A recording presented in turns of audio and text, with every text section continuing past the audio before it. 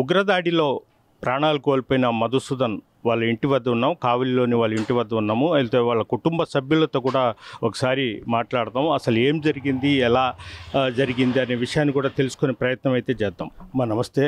అయితే మీరున్న ప్రజెంట్ పరిస్థితులు మేము మాట్లాడలేని పరిస్థితులు ఉన్నారు, అయినా మీరు మాట్లాడాలని, అసలు ఏం జరిగింది ఏంటి? మేమందరము పెహల్గాం పైన మినీ స్విట్జర్లాండ్ అంటారు, అక్కడికి వెళ్ళాము.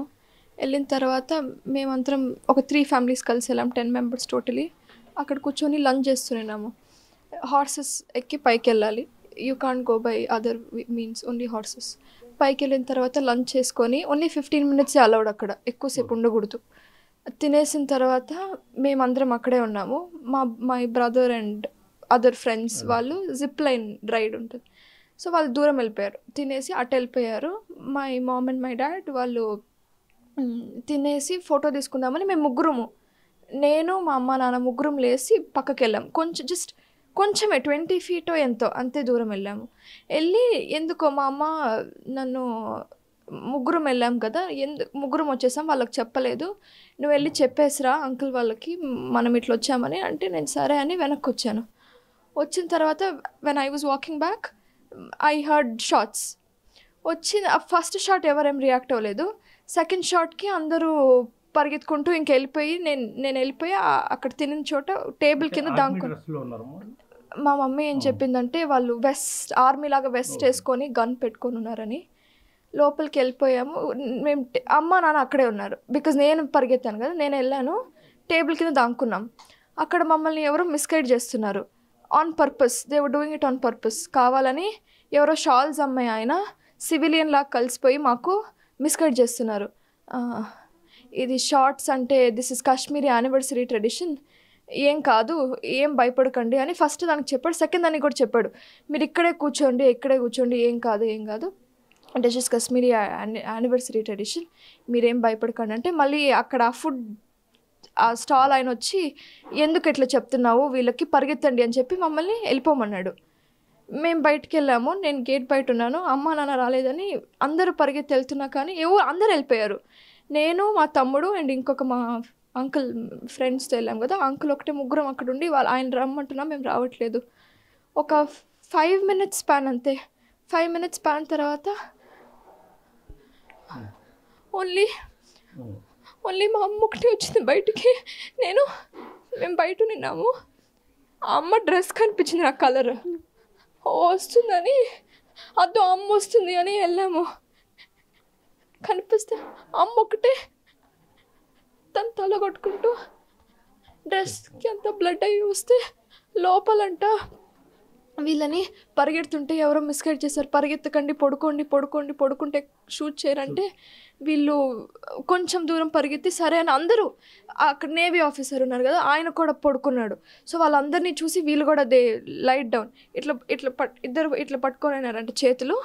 అండ్ దెన్ వాళ్ళు ఫస్ట్ ఎవరు రాలేదు అక్కడికి, ఆ terrorist I don't know who is, ఆయన రాలేదు చంపడానికి, ఆయన ఎక్కడో దూరం వెళ్ళిపోయాడు. వీళ్ళ పక్కనే ఇంకొక ఫ్యామిలీ ఉన్నిందంట, వాళ్ళని చంపేసరికి వాళ్ళ కొడుకు is 14, I don't know how old is, ఆయన అరిచాడంట కుత్తే అది ఇది అని తిడతా. సో మళ్ళీ వెళ్ళిపోయిన ఆయన మళ్ళీ వెనక్కి వచ్చి వీళ్ళిద్దరు ఇట్లా పడుకొని ఉంటే వీళ్ళకి ఫుడ్ స్టెప్స్ వినిపిస్తున్నాయంట. వచ్చి షార్ట్ వినిపించిందంట మా అమ్మకి, సౌండ్ వినిపిస్తే ఎవరో అనుకుంటే ఇట్లా చేతులు పట్టుకొని ఉన్నారు కదా, చెయ్యి అంతా వెట్ అయిపోయి డ్రెస్ అంతా వెట్ అయిపోయిందంట. అప్పుడు లేచి చూసుకుంటే they shot my dad and they are not shooting women and kids, only men. So అక్కడ వేరే వాళ్ళు షూటర్స్ అంటున్నా కానీ దే ఆర్ నాట్ షూటింగ్. మోడీకోబతావు అని చెప్తున్నారు, not women, only men. So ఇంకా నన్ను షూట్ చేసినా పర్లేదు, మా నాన్న అట్లా చేశారని she got up and she started running. అయినా వాళ్ళు ఏం చేయలేదు. ఎందుకు రన్ చేసింది, బయటకు వస్తే సెక్యూరిటీ ఆర్మీ అంతా ఉంటారని ఎక్స్పెక్ట్ చేసింది, వాళ్ళందరూ ఉంటే హెల్ప్ చేస్తారు అని. బయటికి వస్తే ఎవరూ లేరు అండ్ అక్కడ ఉండే వాళ్ళు కూడా లాక్కొని వెళ్ళిపోయారు, వద్దు వెనక్కి వెళ్ళొద్దు. And then we went down to the CRPF base. ఇది పరిస్థితి చాలా బాధాకరం. అసలు వాళ్ళని పలకరించడం కూడా మనకు చాలా ఇదిగుంది. కళ్ళనీళ్ళు పెడుతున్నాయి వాళ్ళు చెప్పే మాటలు, ఆ సన్నివేశాలు చూస్తే కూడా. ఇది ఇప్పుడు పరిస్థితి. అయితే వాళ్ళు కూడా కోలుకోలేని పరిస్థితిలో ఉన్నారు. ప్రస్తుతం వాళ్ళ బావమర్ది రమేష్ గారు మనతో ఉన్నారు. ఆయనతో కూడా మాట్లాడతాం. రమేష్ గారు చెప్పండి, అసలు మధుసూదన్ ఫ్యామిలీ పరిస్థితి ఏమిటి, పిల్లల పరిస్థితి ఏమిటి, వాళ్ళు ఏం చదువుకున్నారు, ప్రభుత్వం నుంచి మీరు అంటే ఆల్రెడీ మధుసూదన్ సతీమణి ఆ షాక్ నుంచి ఇంకా కోలుకోలేదు. వాళ్ళు అది గుర్తొచ్చినప్పుడల్లా కన్నీళ్ళు మున్నీళ్ళు అవుతున్నారు. అంటే ప్రజెంట్ ప్రభుత్వం తరపు నుంచి మీరు ఏం కోరుతున్నారు, వాళ్ళ పరిస్థితి ఎలా ఉంది? మధు ఐబీఎంలో వర్క్ చేసేవాడు. ఆ జాబ్ పెట్టుకొని కొన్ని లోన్స్ కానీ ఏదైనా అమెరికాలో ఉండేవాడు, వచ్చేసాడనమాట. వాళ్ళ పేరెంట్స్ కోసం హెల్త్ బాగాలేకపోతే వచ్చేసాడనమాట. 77 ఏళ్ళు వాళ్ళ ఫాదర్కి హార్ట్ పేషెంట్ అనమాట. ఇవన్నిటికి సపోర్ట్ చేయడానికని అక్కడనే వస్తువులు అన్నీ వదులుకొని ఇండియాకి వచ్చాడనమాట. ఇండియాకి వచ్చిన తర్వాత వాళ్ళకి హోమ్ లోన్స్ అవి ఉన్నాయన్నమాట. అమెరికా పోతే ఏమన్నా హోమ్ లోన్స్ అవి కట్టుకోవచ్చు అనే ఉద్దేశంతో అమెరికా వెళ్ళాడనమాట.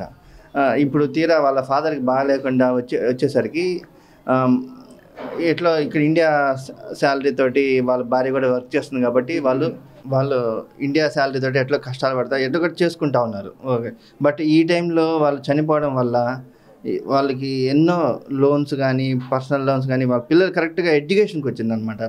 వాళ్ళ పాప అయితే ఇప్పుడే +2 కంప్లీట్ చేసుకుంది, ఇంజనీరింగ్కి అన్నీ చూసుకుంటా ఉన్నాడు అనమాట. అబ్బాయి ఏదైనా ఎడ్యుకేషన్ లోన్ కానీ ఏదైనా సరే అవకాశాలు ఉంటే చూసుకుంటా ఉన్నాడు అనమాట. ఈ టైంలో ఇట్లా జరగడం మాత్రం చాలా అన్ఫార్చునేట్గా అవుతుందన్నమాట.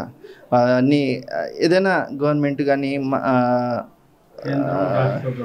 ఇది ప్రభుత్వ వైఫల్యం అని మేమే అనట్లేదు ఇప్పుడు. బట్ ఏంటంటే వాళ్ళకి లాస్ అయితే జరిగింది, చాలా పర్సనల్ లాస్. వాళ్ళ తల్లిదండ్రులకు కానీ వాళ్ళ భార్య బిడ్డలకు కానీ వాళ్ళ పరిస్థితి చాలా దయనీయంగా ఉంది. అదే గవర్నమెంట్ చేతనైనంతగా ఏదైనా అవకాశం ఉంటే చేస్తే వాళ్ళు మంచిదని కోరుకున్నాం. ఎందుకంటే మా సిస్టర్ కూడా ఇప్పుడు మధుసూదన్ వైఫ్ ఇప్పుడు అమ్మాయి జాబ్ చేసే పరిస్థితులు అయితే లేదు. ఈ ఐటీ కంపెనీస్లో ఇంత ఎక్స్పీరియన్స్ తోటి జాబ్ చేయాలంటే 2 పిల్లల్ని పెట్టుకొని భర్త లేకుండా ఈ మెంటల్ టెన్షన్ తోటి జాబ్ ఏం చేయగలదు అనేది మాకు చాలా క్వశ్చన్ మార్క్ ఉంది. ఒకవేళ ఇవ్వచ్చు, ఒక 15 days 20 days లీవ్ ఇవ్వచ్చు. బట్ స్టిల్ ఆఫ్టర్ 20 days అయినా కానీ భర్త లేడు అనేది మర్చిపోలేము కదా, కొన్నాళ్ళు పడుతుంది అది రికవర్ అవడానికి. అది గవర్నమెంట్ అర్థం చేసుకుంటే మంచిదని. రమేష్ గారు, ఇప్పుడు మీ సిస్టర్ ఏం చదువుకున్నారు, పిల్లలు కూడా ఏం చదువుకుంటున్నారు ఇప్పుడు? మా సిస్టరు MCA చదివారు, TCSలో ఉద్యోగం చేస్తున్నారు ప్రజెంట్. బట్ వాళ్ళ పిల్లలు, అమ్మాయి వచ్చేసి 8వ తరగతి చదువుతుంది, అబ్బాయి వచ్చేసి అమ్మాయి ఇంజనీరింగ్ చేరాలి ఇప్పుడు, ఇంటర్మీడియట్ అయిపోయింది.